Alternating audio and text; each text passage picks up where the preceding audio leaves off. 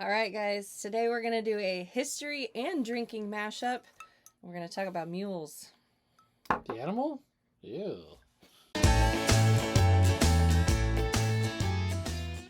So I figured there's two recipes, right, that we're going to make. So we made one and we're going to drink it while we talk about mules, and then we're going to make the second one and tell you how they both taste. So we're talking about mules, both the animal and the drink. Oh, okay. And how Missouri, of all places, was like the mule capital of the world. So the first mule we made was a traditional like Moscow mule, but we Missouri-fied it. Well, we did, right? So Yeah, we did. Well, we did not use a Missouri lime, unfortunately. We looked for something, Missouri lime juice. I don't know. Yeah. We went with, however, with a J. Rieger's vodka because a traditional mule is a ounce and a half of vodka. So since we're doing Missouri mules in a minute, we went with Missouri vodka. Mm-hmm. We went with a half ounce of lime juice, and then we went with a half cup. Actually, this is a little less because smaller glass. A little less than a half cup of Missouri ginger ale. So your Vess or your Fritz's. Yes, Fitz's. thank you. Fitz's, yeah. Yeah, and so I don't like ginger ale, and I went with a super Missouri soda. I don't know if anyone else outside of Missouri even does this. It's red cream soda. And so this is Fitz's red cream soda. It's actually called Cardinal Cream because it's from St. Louis. I don't know what it is, but Missouri loves their red cream soda. So this is what I've got in mine. St. Louis loves their red cream soda. It's so good. The Kansas City half of the state is sane. So we've got our mules. Yeah. We can drink. Cheers. Mine turned out really well with the cream soda. Yours? I don't like Moscow mules. I told you that before we started. Well, maybe you'll like a Missouri mule better. So anyway, why we picked mules is because I was in Warrensburg visiting your mom. And home of the Fighting Jackasses. Go Central or University of Central Missouri. They're mules. Anyway, I was up there visiting her, and we were looking for stuff to do about history because the old drum statue and some other stuff is up there. And I looked it up online, and apparently there was something called the Jones Brothers Mule Barn. Have you ever driven by this? Probably. So we went by. I took pictures of it. You can see the pictures here. Okay, but then I was like, what's the deal with mule? Do you know what a mule is? It is the non-viable offspring of a donkey and a horse? Well, it is viable, but it can't have offspring. Yeah, it's a donkey and a horse mixed together. I thought viable meant it couldn't have offspring. No, viable means it's alive. Anyway, it's infertile. So when you make a mule, you always have to start with a horse and a donkey. Anyways, so horse and a donkey make a mule, and mules are awesome because they're stronger than horses. They're a little more stubborn than horses, but they're not as easily spooked. So they used them in like World War I to pull the artillery and supplies because they weren't spooked all the time. Okay. They're less susceptible to injuries, and they also, like on the trails, they could go a lot further and faster than horses can. So mules were originally brought to the New World by Columbus.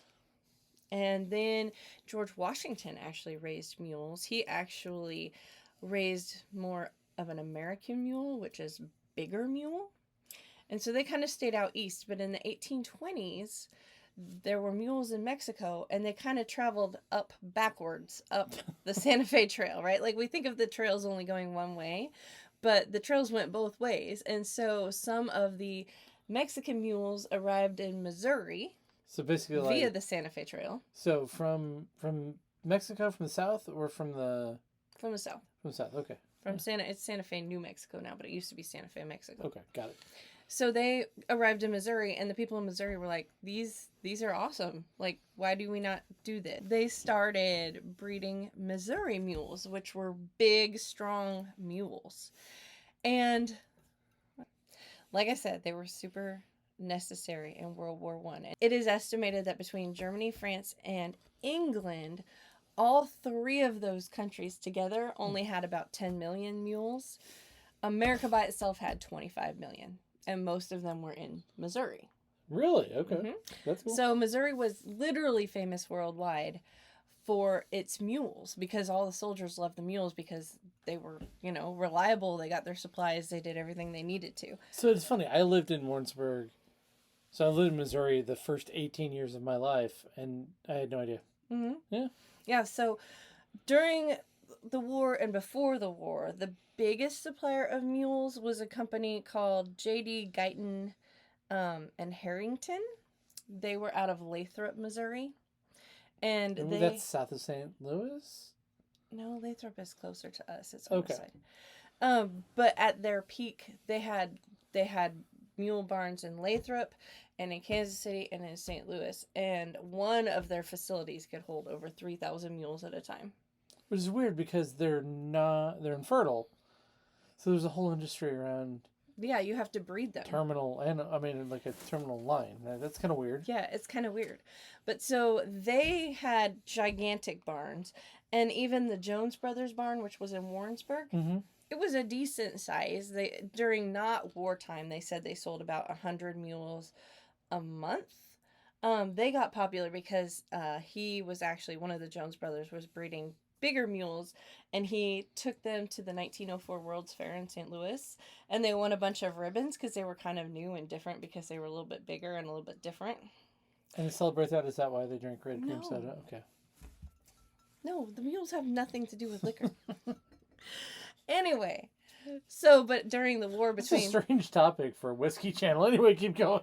between 1915 and 1916, that Jones Brothers barn out of Warrensburg, they moved over 6,000 mules Wow. to the war front. So, I mean, artillery's cool, so I like this already. mhm. Okay. So mules were very important to Missouri history and the Missouri economy, especially during wartime. The Missouri mule is actually Missouri's state animal. University of Central Missouri in Warrensburg, they are the mules and the jennies. Yeah. And yeah, so they kept trucking until like the 1930s, and then tractors took over, and then Tractors. however, if you are interested, you can find mules on Pet Finder. Don't ask how I know that. What? What am I going to find when I go in the backyard, honey? They're so cute. So anyway, we Missourified the Moscow Mule. But there's a restaurant here. You remember going to the Savoy Grill? I do. So that was Harry Truman's hangout in the day. And apparently one of the bartenders there made a drink for Truman. So in the... For Harry Truman at the Savoy. Like 40s and 50s? Mm-hmm. Okay. It was actually 1940. I have it written down. 1947.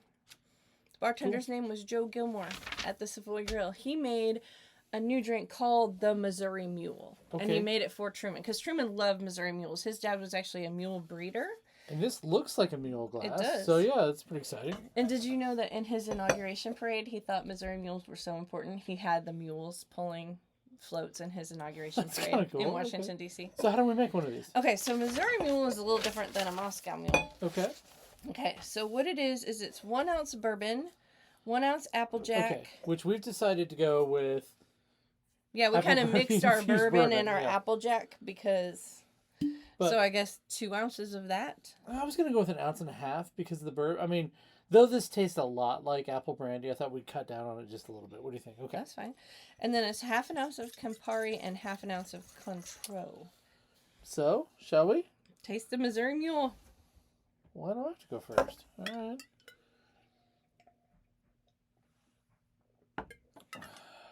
Oh. I'll take my red cream soda. Pour a little red cream soda. So I think that needs something fizzy in it. I feel like you missed a step because some club soda or some ginger ale or some Sprite. I think you yeah. Or maybe that's what the Applejack would have done because it's so much sweeter. I don't know. The two-hand method's cracking me up. Mm-mm. Nope. I'll stick with my red cream soda. So anyways, now you know the story about mules in Missouri. and why Misery Mule is a thing.